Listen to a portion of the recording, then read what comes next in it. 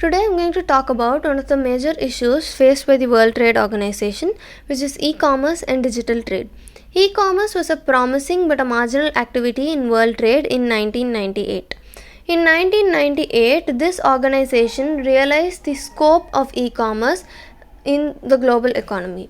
So the members of this organization established a work program to examine all trade related issues relating to global electronic commerce. According to the most recent data that we have, the value of global e-commerce has reached approximately $26 trillion. Now that we are in a pandemic situation, there is a shift towards e-commerce and a significant boost is also observed in this sector. There are various rules to regulate online trade, but this is more important now because of this shift. In contrast to trade in goods and services in the traditional way, there are few international rules that govern cross-border e-commerce. In 1998, members of this organization agreed to the WTO e-commerce moratorium, which has been regularly renewed since then. And it has also helped to facilitate digital trade by ensuring that there are no tariffs applicable for cross-border data flows.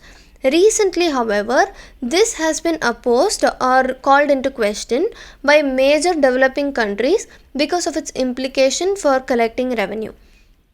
As mentioned earlier, more than 75 WTO members launched an initiative in 2019 with the aim of establishing global rules on e-commerce. While the launch of these negotiations is a positive development and a sign that this organization is still seen as a forum to advance, there are also a lot of critical shortcomings which came into place.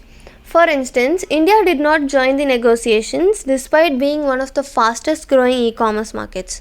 In addition to that, the Chinese approach to the internet and the proposal for facilitating e-commerce reflect a state-driven model that contrasts with the positions of the USA and Europe, making a full agreement on e-commerce difficult.